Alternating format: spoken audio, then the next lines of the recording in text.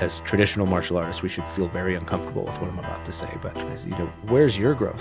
How are you growing? Not a thing you'd say to your instructor, but what is the thing that I had that relationship with him? I think that it's not the fact that you're producing people, it's the fact that your growth is stagnant. You're not changing what you're doing. I'm doing it exactly what I was shown. It's like, yeah, but he's not teaching it the way you teach it anymore.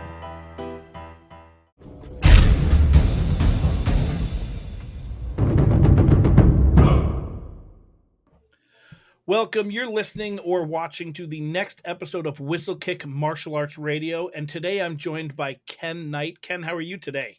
Man, I'm doing great. Thank you so much for having me.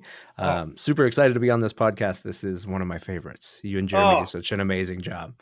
Thank you so much. That means a lot to us. Hopefully, it will become all of the viewers and listeners' favorite as well if they're new. If you are new, I want to make sure that you know about all of the stuff that we do. Obviously, we've got this podcast, which you can find information at whistlekickmartialartsradio.com. You can find show notes, you can find transcripts, you can find photos. All of that stuff can be found there, as well as our exclusive Martial Arts Radio newsletter. There's a subscribe button at the top, and if you click that button, not only do you get a free book, which is pretty cool, but you'll also be notified of every episode as it comes out, so you won't miss any.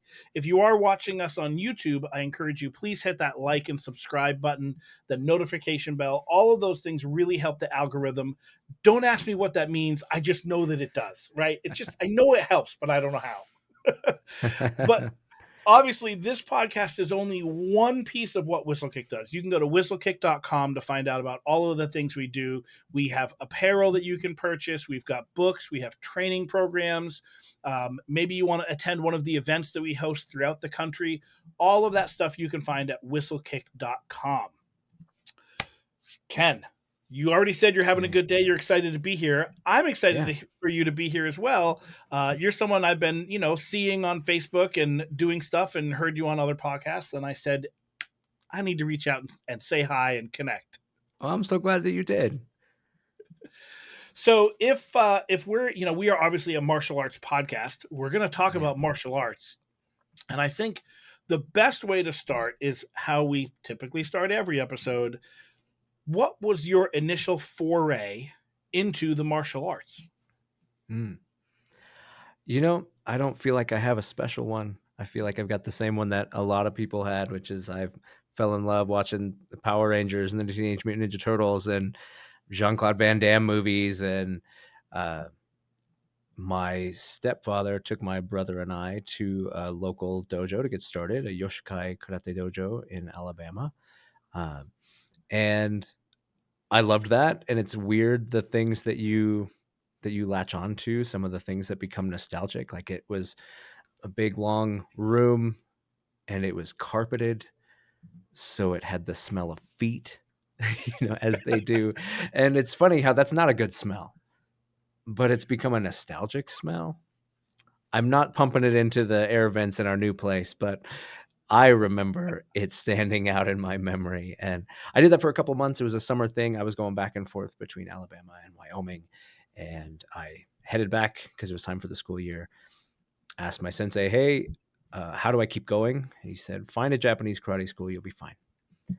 And then I didn't find one. I got back. There was a bunch of Taekwondo. For whatever reason, I didn't try those. I kept practicing what he had given me and kept looking for a school, and years would go by before I would actually find another instructor in another place to train. So in the meantime, I just practiced the same basic few things that I had learned, the terminology and the beginning of, they did a kata called Nijusichi no kata, and would just practice that. And it was literally a kata of Kihon, just basic stuff. And that's what I did for years. But that was kind of how I got started. And how old were you when you started then? I'm bad with that. I'm terrible at knowing what age I am now, but early teens, maybe, probably, 11, 12, something like that. And then how many years had gone by when you then found your next school? So I did not start training until about 20 years ago, in 2006. So a long time. I was in my 20s or just about 20 when I started. Hmm. Uh, And what do you think it was that kept you going? Like 12 to, 26, that's a long period of time. And yeah, it I and it never still fell out of held that. love. I Yeah. never fell out of love. I mean, I guess maybe that was the easy part of starting because you fell in love with a media that you could continue to consume. So Hmm. I loved it. I was reading Black Belt magazine. I was scouring the magazine stands every time for the new issues of the martial arts ones that you can't find anymore, uh, and watching every movie, every new martial arts movie that came out. I wanted to watch and uh, just I was reading books. I was just digging in. I just loved it. So while I wasn't training, I was just ingesting, just marinating in the martial arts the whole time. And what was it like when you're in your 20s and you finally found, like, where was it? Like, how did you find it? How did you come across it? What was it like? I'm putting this in air quotes, starting again. Yeah, I mean, realistically, in a lot of ways, I consider that my start, even though I guess I have to count all that time practicing and what I learned there. I still remember it; it's still there. But I consider that because it was such a small period of time, I do consider starting with my current instructor to be the beginning. And I met him through work. So I worked at a place called Computer Logic. I still work there. Actually, my wife and I now own it. Hmm. But at the time, I don't know, you get to talking. I was a computer repair tech early on, and I was at the bench talking to the guys. We were talking about martial arts or movie or something. And my boss at the time said, "Hey, he's like, you know that Andy does that." And I was like, "What do you mean?" He's like, "Yeah, like he's been to Japan and stuff. Like he does that stuff." And I'm like, "I had no idea." And so the next time he was in, uh, Hunchy Finley is his name. The next time he was in, he had a laptop. He needed a hard drive replaced in, and so I had it pulled apart, and he was leaned up against the bench next to me, like talking, and while I was fixing this laptop. And so, hands deep in this laptop, being like, "I hear you, do like martial arts and stuff." And he said, "Yeah, I do." And I said, "Well, tell me about that." And he told me that he does a traditional Okinawan style. They train a couple days a week, and here's where you can find us. You should come by. He was very matter of fact. He did not evangelize. Like I said, I didn't know he did it beforehand. He didn't really talk about it. He's definitely built for it. He's a large guy. He's a strong guy. Um, but I mean, there's lots of large and strong people that don't necessarily do anything in the martial arts. So uh, he didn't say a whole lot. He's like, "Yeah, come by, try it out." And I was going to lunch with a friend who was also interested in martial arts, and we loved watching movies and anime and all that stuff. And I said, "Hey, I found a place to train. You want to go?" And she's like, "Yeah, let's do it." So we did. Went to a class. I've been going ever since. Come to find out, she already knew him because he was taking Japanese, and the teacher who taught Japanese in town, uh, Slotsky Sensei, she taught her class out of the high school. They didn't have enough people wanting it in the college, so even the college people would just go to the high school to take it. And so he was in the class with the high school students. So she already knew him. She's like, "Oh, I know him," and didn't know and stuff. But that was kind of how we got started. His style that he was teaching at the time was Seo Shorin-ryu, that he learned from Soke Dan Housel at the University of Wyoming is where it was at the time. Currently, it is in Gilbert, Arizona. But and they got along really well because my instructor is a geologist and Soke Housel is a geologist, so they had other mutual interests. Continue to have those mutual interests, and then Hunchy Finley, his prior instructor was Shihan Dorian Fox, who did Okinawa Kempo. So he had specifically a Kempo um, and Seoshorin Ryu, Karate, Kabuto lineage. He had also trained with Tadashi Yamashita. So he was carrying two styles of empty hand, the Okinawa Kempo, the Seoshorin Ryu, and then two styles of Kobudo, the Yamani Ryu from Seoshorin Ryu, and the Mariyoshi Kobudo from Yamashita. At the time that I started training. He's continued to train. He's picked up more stuff, trained with more people, but those were his main people at the time. And yeah, I've been doing it ever since. And I took over for him a number of years ago and continue to love it. So when you started at, we'll say 12, Power Rangers, Ninja Turtles, like the stuff that Yeah. I was into as well, right? Yep. Yep. But you did it for a short period of time, and you had it in your head what it's gonna be like, and for lack of a better phrase, we'll say you were in the honeymoon phase, like a few months, Yeah. and Sure. then you stopped training, traditionally, Yep. and now fast forward to in your 20s, Hmm. way more mature, right, than 12. You hope so. Was it well, some might not agree for me, but that's right. Uh, was it what you expected it would be when you started training in your 20s? You know, I would say yes, and maybe that's just because I had so much time and I was so enamored with it that I had looked into it so much that I knew that they were all different, that people did different things different ways, and that that the things shown in movies aren't always accurate or generally exaggerated. And I'd read stories, read books, and so I had a general idea that, hey, this could look a lot of different ways, and he's going to come at me with whatever he thinks is the way that it needs to be taught. And it was a very traditional beginning. Come in, bow in, learn the etiquette, learn. Obviously, you don't start with a gi, but eventually get your gi, learn how to tie your belt. As he would always say, he's like, your first rank is just, can you do a whole class without your pants falling down? And so, uh, but yeah, then you'd train, you'd line up, you'd bow in, you'd go through drill, which he considered to be the most important part of class, because he said this is the only time that the instructor gets to work with every single student, and then from then on, he might be working with a specific group or something like that. So he considered drill a very important part of class. uh, and we had katas that we learned. It was a very application focused, self-defense focused thing, so everything was immediately attached to application of the kata.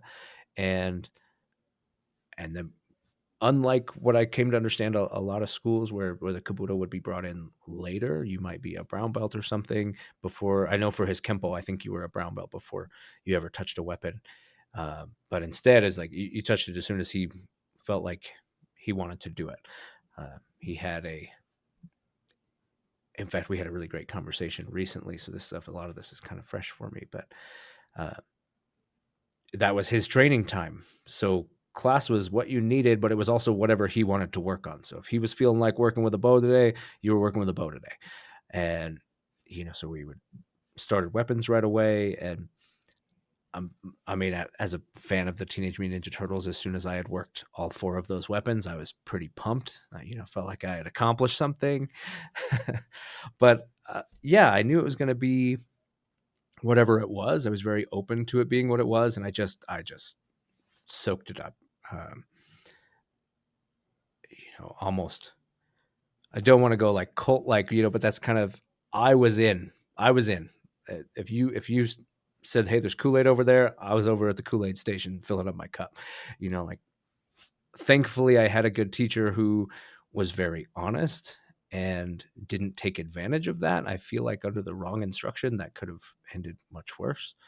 Uh, but instead, I'm very happy with the instructor that I found, very thankful for him, and I've just been loving it.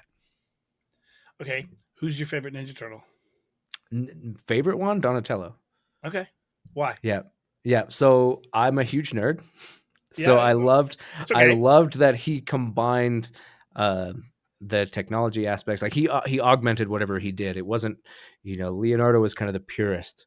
Mm. Uh, I loved, I love all of them. I love his arc as a leader and the challenges of being a leader. But he was kind of that purist. I was taught to do it this way. Raphael was just so angry. He was my least favorite. It's funny. I kind of have them ranked because I have a set of glass uh, or ceramic, I guess it would be, piggy banks. They had Mm. a set. They were really cool looking, so I bought one of each. And I was like, well, we have in the U.S. we got 4 denominations of coins, and we've got 4 Teenage Mutant Ninja Turtles. So I ended up ranking them. So Donatello gets the quarters. When Donatello's full, I'm having a good time. Raphael gets my pennies, and it's funny when I put a penny in there, and I kind of think of like, this is what you're doing to yourself, man. With all that anger, you're just weighing yourself down with barely anything at all. and that sucks. So, I mean, Michelangelo I love, but he was a little too free spirited for me. He was very fun, but it could cause a lot of problems. And I just really gravitated towards Donatello, who could still be very fun, but he and was very exploratory, experimenting, but he also didn't lock himself to, I can only do what Splinter taught me. Instead, he's like, hey, I know that I can use these other skills that I have. I can use this knowledge that I have, and I guess that just really resonated with me because that's how I've always approached it and continue to approach it. Is that it's never one thing; it's what you can do. And he was capable of a lot, and he used it. Okay, so Donatello gets the quarters, Raphael gets the Mm-hmm. pennies. Who gets the Yep. nickels and dimes? All right, all right. Dimes for Michelangelo, Okay, and nickels for Leonardo. for Leonardo. All right. Now I'm curious because you mentioned Donatello doing the technology and really enjoying. Do you think that had an influence on you going into IT? It may have. I attribute that mostly to my father. Hmm. My father had. I mean, you grow up around it at the right times. I mean, technology was becoming more available at home because prior to that, it had been very expensive and prohibitive. So you might have it at work, but you wouldn't have it at home. It was becoming more available. I remember, my dad spending a couple $1,000s to get a basic home computer, and I also grew up. My stepdad, he worked on cell phone towers, uh, which is very cool to go inside those buildings and see how cell phone towers ran, which at the time was computers that ran on reel to reel tape, and it was very very interesting. And they were kept in clean rooms. And but probably the moment that I attribute to the technology thing is, I mean, I loved it. My dad loved it. He loved playing games, Doom, Wolfenstein, whatever. Uh, he was also really big into Excel, so we would like work on Excel formulas together and stuff. Like huge nerds, loved it. But I remember one time he came home with a 1 gigabyte hard drive, and this was years after we had computers. So he came home with a 1 gigabyte hard drive, and I was like, man, that's crazy. Seriously, a gigabyte? Really? And he's going, it's yours. And I was like, what? And he said, yeah, if you can install it in that computer, you can have it. So I had to figure out how to install it into a computer. And at the time, that was not just plug it in. You had to do a lot to make that, just to get it physically plugged in. You then had to tell it what it was, how to do it, all of that. Mhm. And I mean, I was in from then on out. I continued. I loved working on them. I learned how to build them. I continued to do that stuff. I was very into the hardware for a long time. And then I later got more into the software side of things. But so I attribute that to be the strongest impact, which is funny because while he did that, my dad loves cars, which I don't. I like to drive cars. I think cars are pretty cool. I love that he can do all this stuff with them, but I would get so bored in the garage. And it was funny because those things he would teach me in the garage just wouldn't stick. But you could say some random thing about a computer, and I couldn't forget it. And so he wasn't super into it. I was way more into it than he was, but I definitely attribute him as the person of why I became so into it. And is the staff your favorite weapon? Mm. My answer is I want to say that I don't have a favorite. Okay, they're all, Um, you love them all equally, like your children. so no, because that's never true, right? You love them for different reasons. Or I guess you could say you love them equally, but for different reasons. Their pie's made up differently. But um, honestly, so I trained Yamari Rukabudo, Mhm. trained Mariyoshi Kubudo under two different people, two different periods of time. And that's an interesting thing with the martial arts is you can learn from the same root. So they shared the same instructor, but they shared them at different times. So it Mm. was done differently. Thoughts were different. And I think that's a, a big thing we need to remember is that we can't preserve a specific moment of our instructor because he wasn't done learning either. Mm. And we've got to be able to be fluid with that and can't be like, well, but you showed it to me like this. But I mean, I liked it and I liked it a lot. And Bo, Nunchaku, Tonfa, Gama, Kusarigama, Hambo, Tsue, Kyoga. I mean, the list goes on, all the different weapons that we trained. Um, and like I said, in two different lineages of that. But it wasn't maybe a year, maybe less even, after I started training with my instructor that also, because of my job, I was working with another guy, and he's like, man, he's like, you would love my uncle. He does this stuff with sticks. And I'm like, what? What are you talking about? He's like, yeah. He's like, I don't know what it's called, but it's really cool. You should do it. I was like, I'd love to meet him. And so I remember we went, and he's like, yeah, we got to make a stop. He's like, we went and picked up like a 6-pack of beer and some V8, because his uncle liked to have V8 and beer, whatever they called that combination together. Uh, and so we picked that up. We go to his apartment, and this probably has my more like movie like kind of things, right? Here's this older guy. He's sitting there drinking beer, smoking cigarettes, and talking to you, and he's passionate. He loves this stuff. But he, but it's not, you're not in a traditional dojo. He's not wearing something special. You're not calling him something special. He's just talking to you. And we start talking about it. Well, he did Eskrima. So he did Filipino martial arts. So specifically the Tabosa family lineage, from the Philippines through Hawaii. And its main is in Hawaii. And I mean, he's showing me with sticks. He's showing me different things. He's showing me some chisao drills and stuff like that. And I remember just being kind of blown away, because we started, he didn't call it chisao, he called it sticky hands, and he kind of set into place. And I went to adjust, because I was it felt weird, and I went to move. And he's, a couple beers in, he's talking to his nephew, and I went to move my hand, he's just stuck to me. And I'm like, it was so natural for him to just continue to be there. And I was like, man, that's cool. That's so cool. But bringing it back to your question, over time, I trained the Filipino martial arts, and the Filipino martial arts obviously kind of has that flip. You start with weapons, you work towards empty hand. It is a whole system. It does grappling range and striking and empty hand and weapons and all this stuff. But it's primarily, I like to think that most of the arts do the same stuff. It just comes down to what they prioritize and what they emphasize. And so Eskrima, I would say, emphasizes especially, I can't speak for all Eskrima. Tabosa Kali Eskrima is a long-range system. So it emphasizes utilizing a weapon of some sort to maintain a distance from a person, capable of being in close, but that's not where we'd like to be. Well, over time, I remember a student asking me at one point, after I'd been training for a long time, they're like, so what's your what's your favorite weapon? I'm like, probably a stick. They're like, yeah, but I thought you loved the bow. And I'm like, that's a long stick. And I'm like, yeah, except what about but you do the nunchaku a lot. I'm like, yeah, it's a stick that bends in the middle. Like the saw, like it's a metal stick. Like, because Eskrima, instead of, and I've kind of fallen out of love with Kabuto, which pains me to say, because I do love it and I do value lineage and I do value these things. But the kata based approach, and I'm a huge kata fan. I love kata. But the kata based approach and this very rigid, a lot of the stances and stuff, the movements are very rigid. It just doesn't feel very natural.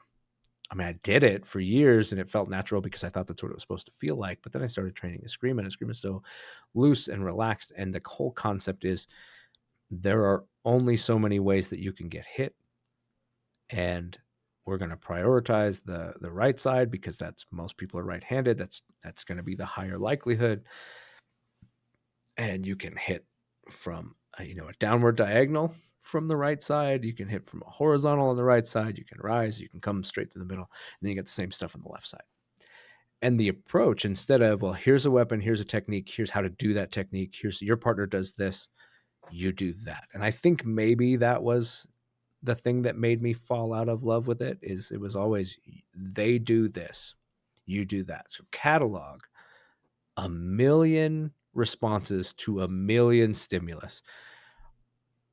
I work in IT. I work with databases. I've worked with incredibly powerful computers that you provide them that many things to have to process, and you write that query and say, okay, this is the situation, show me an answer. It still takes time to get that answer, even if it's a second, less than a second.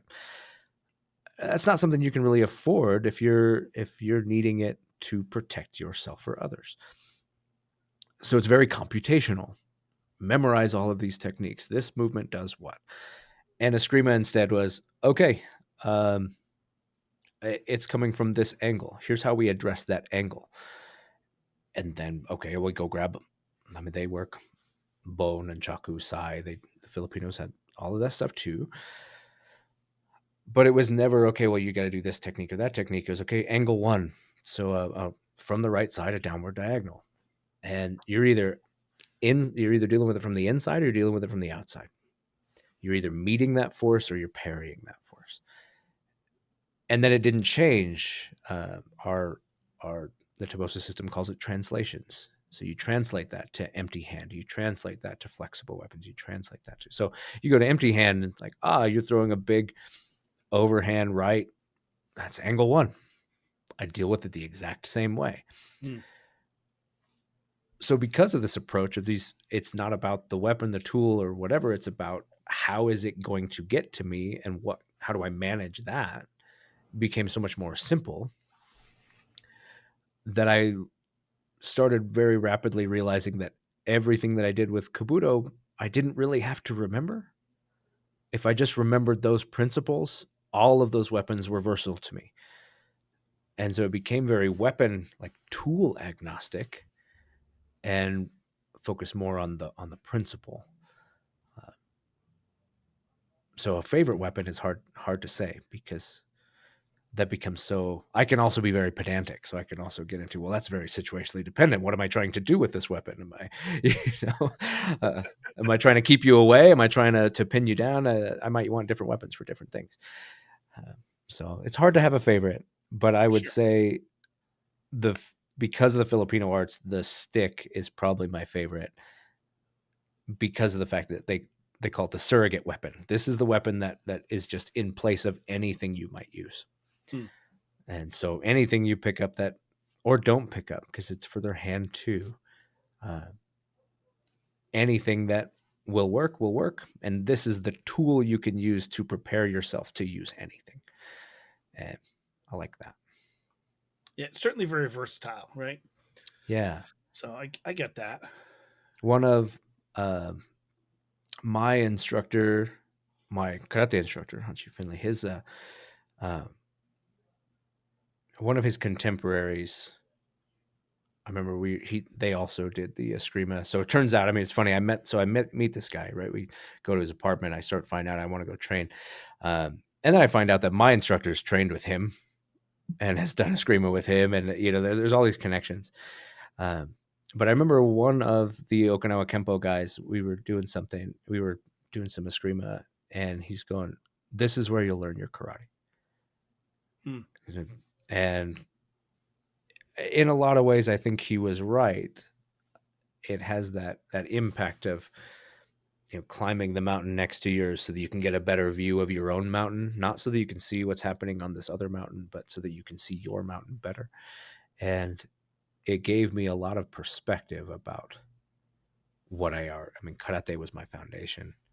It truly still is, even though I've trained a number of things since then, pretty in depth. It's still right there at the root, and I think the Filipino martial arts has helped season my art. Now, a bit ago, I want to go back to something you said a while ago, but I think it was interesting, and I think the audience might enjoy hearing your thoughts on it. But you mentioned that you've trained with, you talked specifically Kobudo, but other things, the same lineage, but at different times, and how it's changed. And I think that would be an interesting thing to delve into a little bit. I have a very specific example in my personal life with that. And then I've obviously observed it many places. And for the people who are open to thinking about it, you'll hear them talk about, when he was in his 90s, he did it this way. And, so I'm not new to this concept, but my personal example is that instructor, Guru John, he was the guy that I went and met in the apartment. he is the person who first taught me eskrima, and I had a similar thing with that. I did eskrima for a couple months. They broke for the summer because a lot of the guys were retired. They wanted to go float the river and get out on the lake and do all this stuff. And then they were going to pick it back up in the fall. And when they did, they had changed the day to the same day that I did karate. And I said, okay, well, I've already made a commitment to my instructor. I'm going to be there. I can't make it. So I did the same thing. I took the things that I had learned and then I practiced them for years and years and years until I could finally get a chance to get back with my instructor and on a time that we could train. In some ways, I have to thank him for that, because for this thing that I'm about to describe as a problem, and I feel wholeheartedly that's a problem. I've talked to him about it. I'm very close with his instructor. His instructor is essentially my main instructor now. We've talked about it, but everybody that I saw him teach, including myself, he had trained up to a certain point with his instructor in Idaho. So the Tobosa school it started in Hawaii. That's where the Tobosa family had moved. And he had learned from his father from the Philippines, and they learned from different people in the Philippines. And Hawaii and California were like kind of the two main places that stuff migrated and spread to the U.S. So we have a main school in Hawaii, but then we have the mainland schools, and they're headed by Maestro Michael Mulconnery out of Idaho. And so Guru John lived in Idaho. He trained with Maestro Mike. And up to a certain point, then he was having to move to Casper. And Maestro said, hey, you've got enough. Start a group and teach, and you'll continue to grow, you'll continue to learn, and we'll get together sometimes and we'll keep you going. And Guru John, I really admired that. I mean, he was a note taker. I had a copy of his binder that just was it was kind of a story that Maestro Mike told me one time. He's like, yeah, at one point I knew that people took notes. I asked him to say, hey, can I see your see your notes? And he brings out this 3-inch 3-ring binder that's just full. He hadn't been training for very long. He just wrote. I mean, every drill he wrote down, even if the drills, okay, if you're dealing with angle 1, you might do, okay, this person does this with angle 1. This is the counter for that. Here's what you do with angle 1.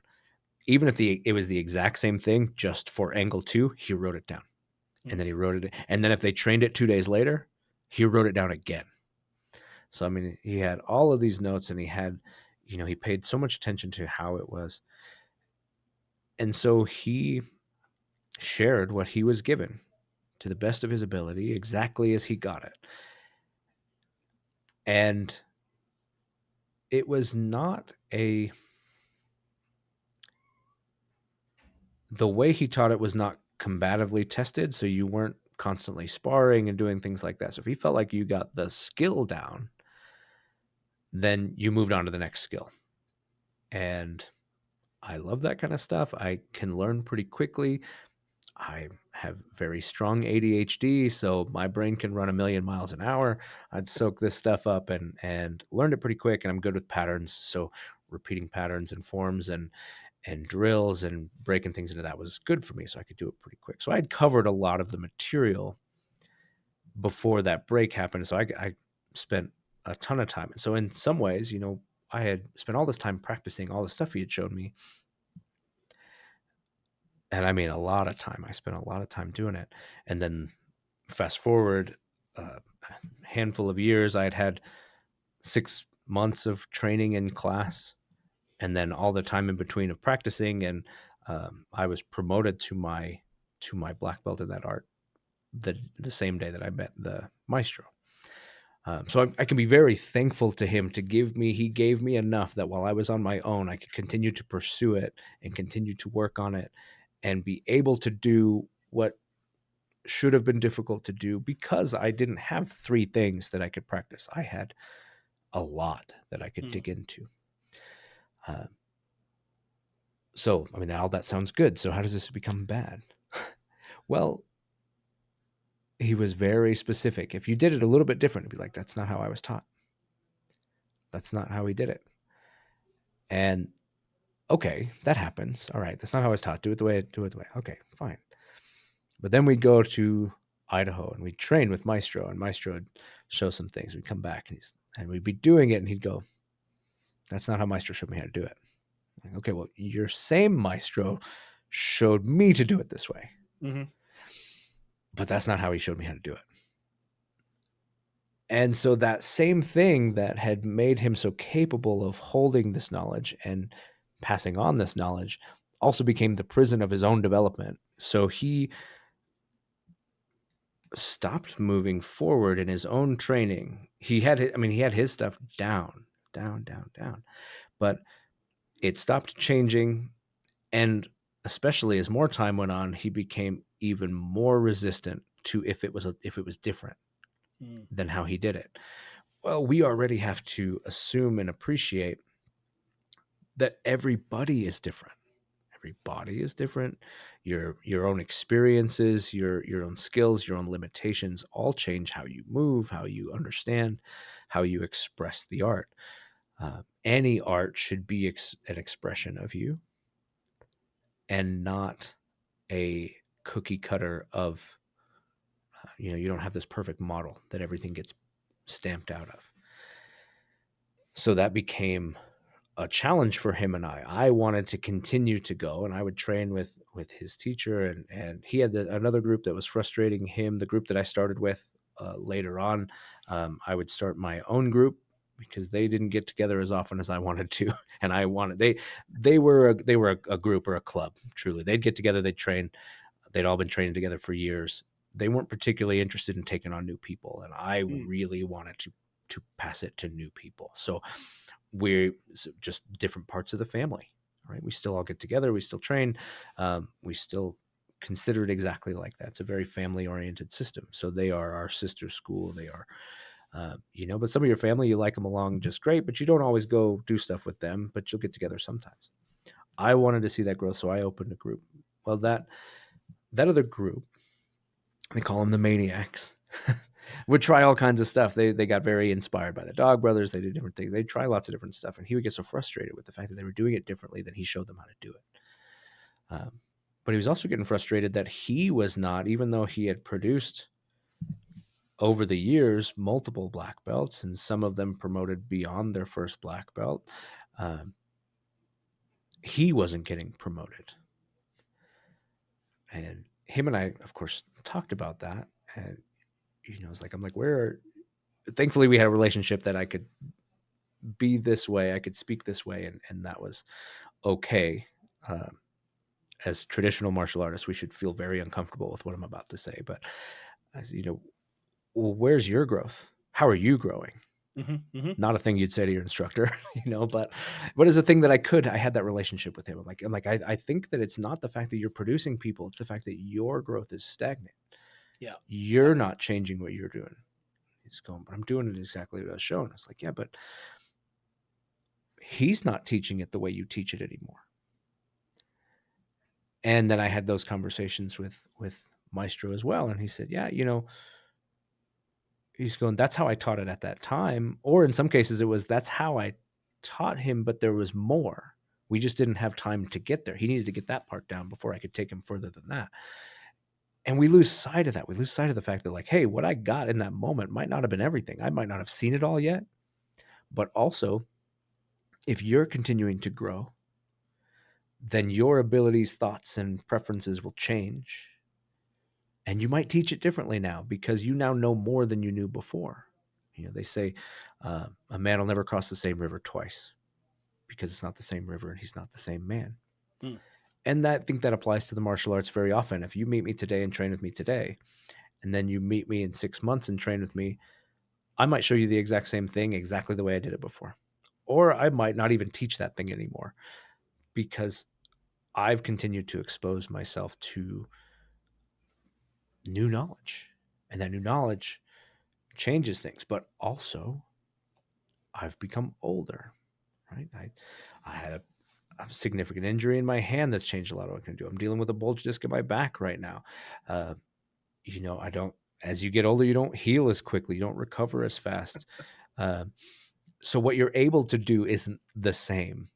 So if you train with me now versus when I was 20 and I could, bounce off the walls and fly through the air, not really, but it sounds cool.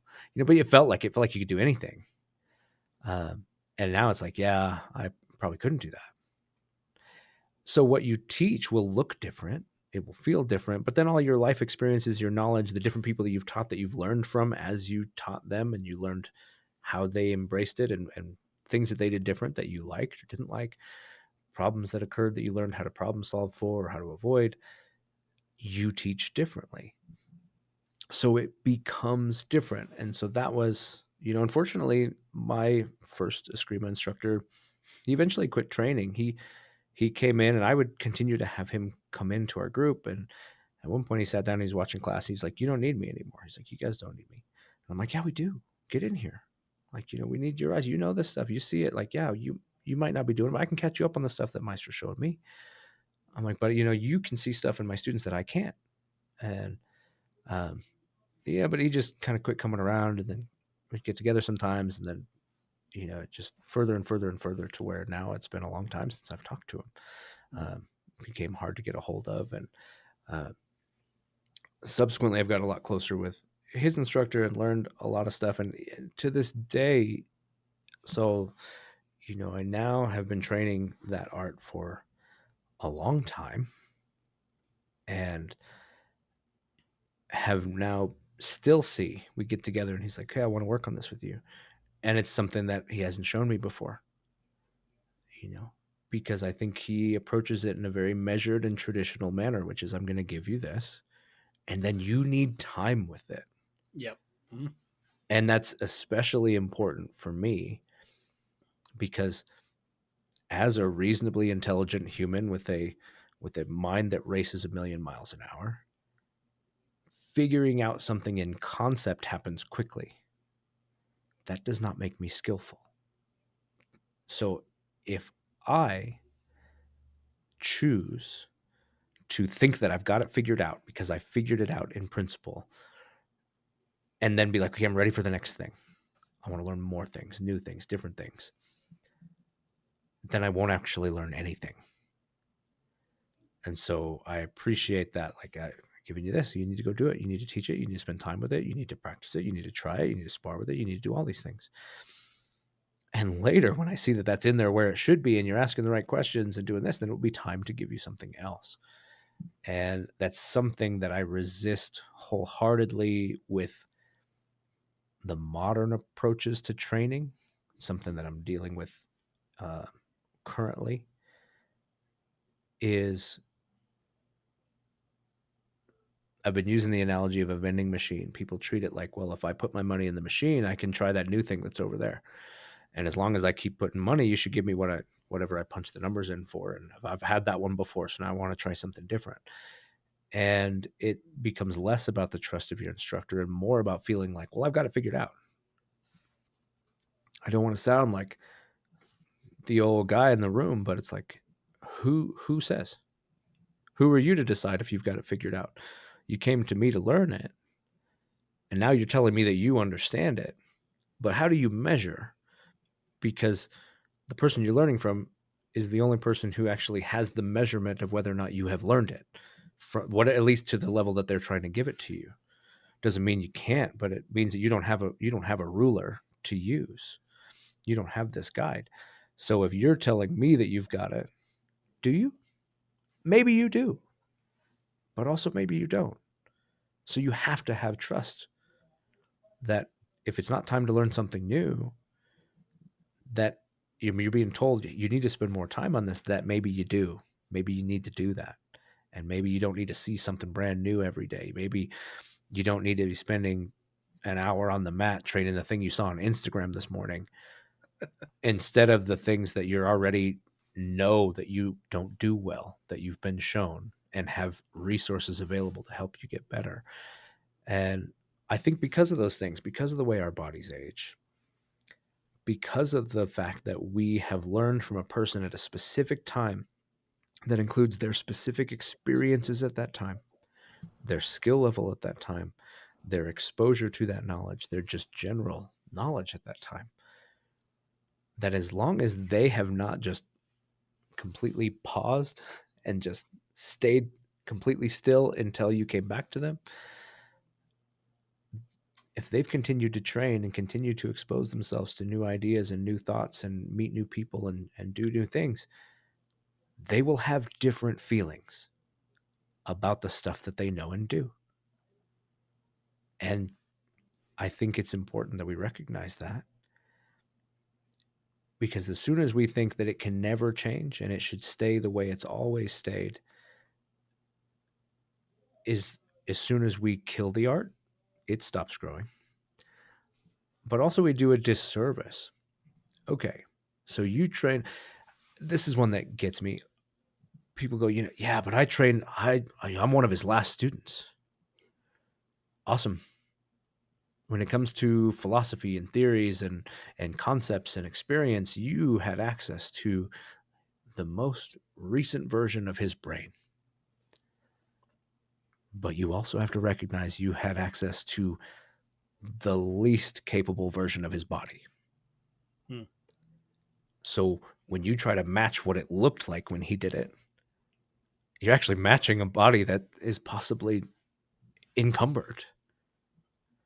So you get people that are like, oh, he's like this. Why'd you do that? Because he couldn't stand up straight because he had a back problems. Like, like he'd do this and then sit down and like, yeah, it wasn't because he didn't think you should do more. It was because he couldn't. So you can't idolize those moments of at the end of somebody's training as the way it should be done. Because if we're all trying to do it like the 90-year-old version of our instructor, I don't know. Some of us might want to try to figure out how to do it as the 20-year-old version of our instructor. So I mean, you can compare those. If you were lucky enough to train with them and see how they moved when they were young, but hear how they thought and how they felt when they were old, then you got something great. But no matter what, you do a disservice if you just try to hold on to that forever and never recognize that the entire time you knew them, they were growing. They were learning. They were trying new things. They were meeting new people.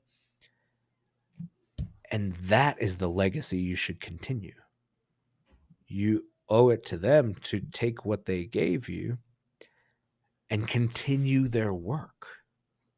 Not preserve the work they had done, but continue it into the future. At least that's how I feel. So you've clearly thought about this a lot, right? Being a student and being a teacher. Yeah. What was your initial foray into teaching, like being a teacher itself? So my instructor was a huge proponent of people teaching. And that was especially a necessity because with his work, he would get called out a lot. And effectively, he had a standing rule, which is highest belt leads class. If he's in the room, he's the highest belt. He leads class. If he's not in the room, whoever is the highest belt, they're leading class. So, I mean, I think I was a blue belt, which for us would have been like 8th Q, 7th Q, something like that. And that's when I started. So at blue belt, I was leading classes because sometimes I was the highest rank on the mat. And so anybody that was in there, it was up to me to do it, which is probably what led to everything after that, of me continuing to teach, for me continuing to value that part of it, for me putting in more effort, more attention, more focus. Because if I'm going to be the person who's got to lead the class, then I can't be the one slacking off, because then what do I have to give? So him doing it that way forced me into being a teacher very early. Not a good one. Just a person who is doing it, which is why I always really like it really firmly planted for me the concept of sensei and the translation of those words to mean someone who's gone before, rather than, well, you're just the teacher. I can be a teacher, but what I want to be is your sensei. I want to be someone who is further on a path that you are trying to go, so I can give you what I have and we can both try to continue going on this path together. And I will have somebody who's further on this path than me, and they will have somebody that's further on that path than them, and that's the way that it works. And so that it firmly locked that in for me. Is like, hey, no matter who you are, if you're the highest rank on class, you've got people that you are effectively this person. You are someone who's further than they are. Help them and look after them, and they will in turn do the same uh, in kind to you, but then also continue that tradition for them. And that became very important to me, and giving back became very important. So that became the concept of teaching something somewhat uncommon in our school. Is when I got my shodan uh, under my instructor. At that time, he began calling me sensei. Like that was the title that I was given at that time. And this was true for anybody who got to shodan, which, and then he would talk about how he's like, this doesn't usually happen until third. And truth be told, it wasn't until I got my third that I got a certificate that had that title on it, separate from my rank certificate. And but the way he put it is, if I've decided you're ready for shodan, then you have already done this as far as I'm concerned for me. That doesn't mean you go open your own school, but it means that as far as anybody in this mat should think, you are an instructor for them. And so that was just a way that he approached it. He's going, I recognize that, yeah, third is when this will be official, but we start now, and you own this now. And so teaching has always been a part of it, and it still is. We incorporate that. I mean, to me, it starts with something as simple as leading the warm up. Everybody should lead the warm up. It puts you in front of a group of people, puts you having to lead somebody through something. Maybe you speak while you do it. Maybe you're quiet while you do it. Depends, whatever. But it's giving you an opportunity to face that. For a lot of people, standing up in front of other people and leading is hard. But something like a warm up, well, by the time that you're asked to lead it, you've been doing it a lot. It's the same every time. So it's it's a low cost burden. You're not going up and saying, okay, I want you to teach something you've never taught anybody before. You're saying, hey, do the same thing that you've done a million times, but stand up there and do it. And look at the result and adjust yourself to if you're going too fast or too slow, or you need to help things or explain something. Utilize that. I think that's such a powerful tool for helping someone grow into a leadership position, and it can start very early. Yeah, we often talk in martial arts that it can give you X, Y, Z, like all of these other skills. But I think you bring up a very valid point of like, one of those skills we often talk about is having confidence. But if you as an instructor don't allow your students to have that, to take the step to be able to stand up in front of a group of people and work with them, I think that's great. That makes a lot of sense. Yeah, and I've seen that continue on into my work life, and now that I own this company and I've got people who work for me and stuff like that, I become one of the main engineers of the company, one of the main network engineers, and there are things that I can do that other people can't do. And it is also been something I've had to face of going, as long as I keep doing it, if somebody brings it to me and then I do it, no one in this company will know how to do it. Hmm. So if they bring it to me, I need to sit down with them, walk them through it, maybe do it together. Maybe they can shadow it first, and then maybe we can do. But at some point, I'm going to need you to be able to do it. And if I never create the opportunity for you, then how can I ever expect you to step up and do it when I need you to? And why would I ever think you'd succeed when you did? Yeah, I love it. If people want to reach out to you, if something Mm-hmm. you said resonated with them and they want to connect with you, how should people do that? Are you okay with that? 100%. Uh, Giving back is what it's about to me. So if there's anything I can do to help people, I think the easiest is email. Ken@kenfu.tv is the easiest way to get a hold of me. So that segues interestingly into the Kenfu TV. Let's chat about that for a little second Okay. there. Okay. Sure. Yeah.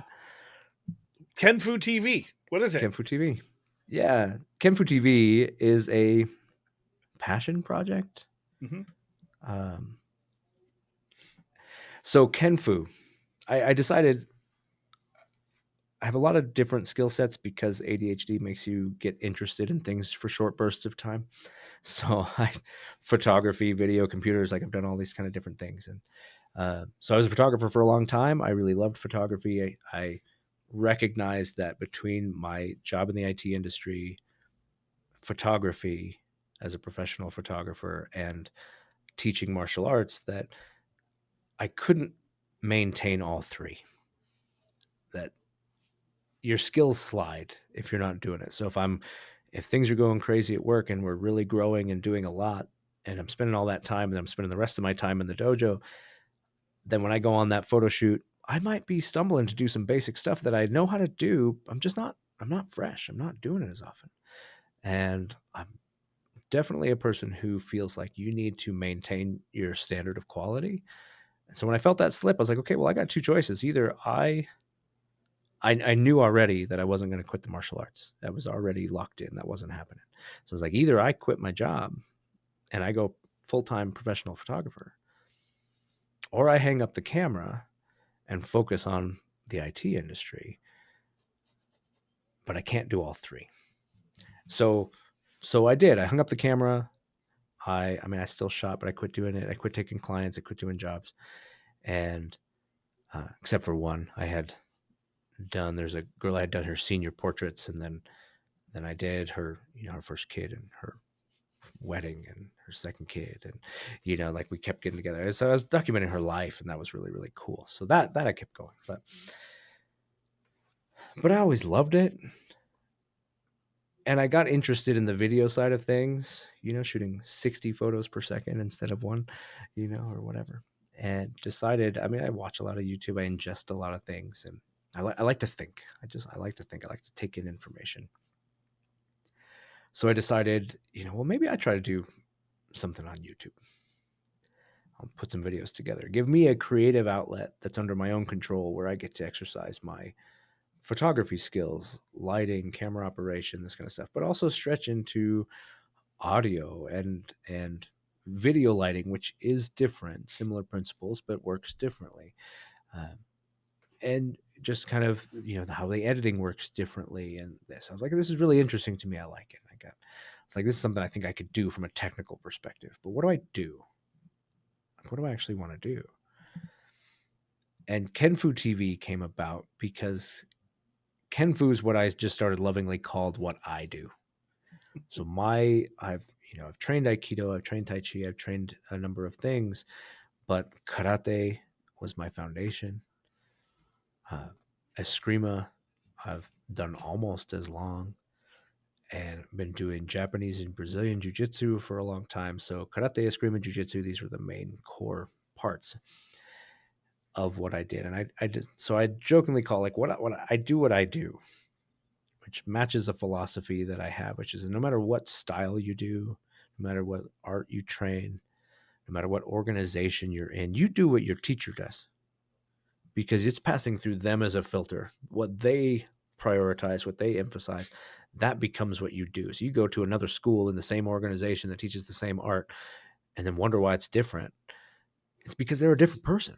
They've got different experiences. They've got a different body. They got different everything. So I'm a big believer that you do what you do, and that's what it should be. So my students should do what they do. For a time, they'll look like their teacher. They'll try to do what they see, and they'll learn what I give. But then they need to be able to take on and grow beyond that into their own person and have their own thing. But so I lovingly called mine Kenfu. I do Kenfu. You know. So when I decided to have a thing, I was like, man, Kenfu TV sounds pretty cool. Like I like that. I'm gonna do it. And I had originally brought it out as the idea of Kenfu TV specifically because I kind of pictured it having channels or programs. So I had the Ken Learns Kenfu, which was truly, it's the main thing that's still going. It's the thing that is the core of it. And I had committed to doing an episode a week of at least that one, and the other ones I would fill in. But Ken Learns Kenfu was basically kind of my video journal, since I was so bad at taking notes, but I could get in front of a camera and talk for a while. And I have these moments like this on the mat with students. So then I would basically kind of do the same thing, but in front of a camera and with the same motivation of doing it for my students, because I don't know, maybe it's morbid, but I'm painfully aware of the fact that I won't be here forever. And it became something that I'm like, hey, I want to be able to leave something that, my students can be like, that was my teacher. This is what he thought about that at the time. And maybe even get exposed to kind of what we talked about earlier. We're like, well, man, when you started the channel, you were saying this, but now 3 years later, you're saying that, because they see that growth, and maybe it even encourages them that their own growth is acceptable, that it's okay, and they don't have to try to stay the same just because they learned it one way one time. But it became my way of recording something of myself to leave for my students. Maybe something that I wish that I would have had. That I still have my instructor, but we have very little video, very little pictures. We have very little any of it. I took so few notes because I was an idiot and didn't take a lot of notes. And so when I look back, I'm like, man, I don't have anything. I don't have anything, and I don't want it to be like that. So I take a lot of pictures of at the class and stuff, and videos, and try to create all these memories that I wish that I had. I think parents do that. They know what it was like being a kid for their parents, and like, I'm going to do it differently. They try to do that. Right or wrong, who knows? Because while you focus on that, you might be leaving something else out or whatever. But so it became my focus. So channel 1, Ken Learns Ken Fu. This is my introspective, philosophical, here's how I feel about stuff. This is what I think. Just putting it out there. It also puts it in a place that I can go back and reference later. How did I feel about that? What did I think of that? Ken Shares Ken Fu was the idea of a channel or a program where that would be the instructional. Maybe I teach something. I teach technique or teach something like that. And then things Ken likes, because I also like random things. I have a passion for finding the best of something. Now, not the best, but like problem solving. If I need a thing that does this, I need something that I can carry in my pocket that does this. I want to go find the best one that accomplishes that goal in the best way for that task. There might be ones way more expensive, made of better materials or whatever, but how does it solve the problem? And I just love that. So I do it in every kind of way. So I had also had this intention of having kind of just a review channel of like, hey, I'm not going to be specifically, I do camera reviews, or I do pocket knife reviews, or I do this, but just what's something I like, and I'll just talk about it. Right? And so Kenfu TV was brought out of this idea of maybe I have multiple programs that show on this TV. But I knew that I needed to have some commitment, some consistency, and I focused on the Ken Learns Ken Fu side of things. So that was kind of the beginning of that and how that came around. Wow, that's really cool. And so we'll certainly encourage people to check that out, and we'll link in our show notes as well. And in just a couple minutes here, I'm going to throw it back to you to close us out. But in case, again, a reminder for all of our viewers: if you're viewing on YouTube, click that like and subscribe button. That notification bell really helps us out. Something else that really helps us out, if you're listening, is share this episode. It costs nothing. It takes you a couple minutes. And if maybe this episode doesn't resonate with you, which I don't know why it wouldn't, it's amazing. But maybe there's another episode. Share that with a friend. Help spread the word. Help us to connect, educate, and entertain traditional martial artists of the world. It really means a lot to us. Whistlekick.com is where you can go to find out everything that we do. Our many martial arts events that we host throughout the country. We have a 4-day event coming up in New England, Martial Summit in November. We'd love to have you there. But all of that stuff you can find at Whistlekick.com, Whistlekick Martial Arts Radio.com for this podcast itself, and everything that we do, over 1,000 episodes at this point, all for free. And I mention that because if you would like to support us financially, we would certainly appreciate it. Patreon.com/Whistlekick to help make this show happen. We would certainly appreciate anything you can do to help. But Ken, thank you so much for being here. I definitely want to throw it back to you. How do you want to leave our audience today? What do you want them to take away from your episode? 2 things. 2.5 things. 3 things. Can I hear 3.5? That's right. Can we break it up? First is, you guys have 1 million episodes. So yeah, you have a wonderful backlog. So if this one wasn't for people, go check out some of the other ones. I've listened to 1 million. They're incredible. So worth it. Do it. And so that's the 0.5 of it. thing one is right. Truly, sharing is the most valuable way of helping something like this, or anything that you care about, your favorite YouTuber, your favorite Instagram, favorite whatever it is.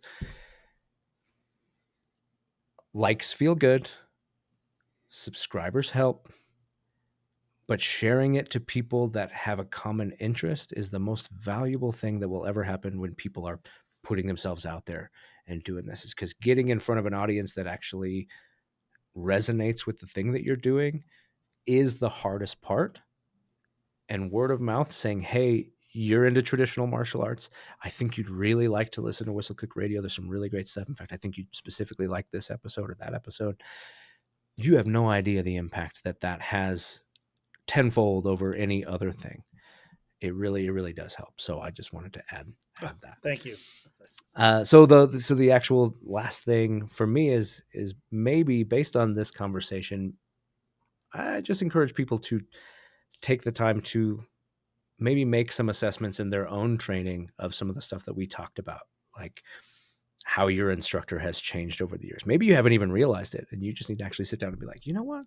I guess that is why that's like this, or it used to be like that, or maybe recognizing that maybe they don't move the way they used to, and maybe I should allow myself to not try to mirror what they look like now, but how they would have done it when they were younger, and get their advice and encouragement on how I can focus on being that version of that not only I think truly gives back to them, pays respect to what they gave you, but as a teacher who's growing into an older body with injuries and things like that, having someone on the mat who's not trying to look like me now, who is doing things in a method that I was capable of before, is an invaluable resource, and will only become more valuable as I continue to teach, but also continue to get older. If I want students to get the best, I've got to have other people on the mat who can do it the way that I want to see it done, not the way that I can do it now.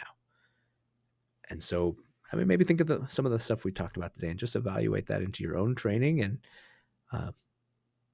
by all means, podcasting is easy to do. YouTube's easy to do. Share your thoughts and put your stuff out there. A lot of people don't take the time to share what they have. And I think we're only made better by hearing more perspective. So, Andrew, thank you so much. This is incredible. I think what you guys are doing is incredible.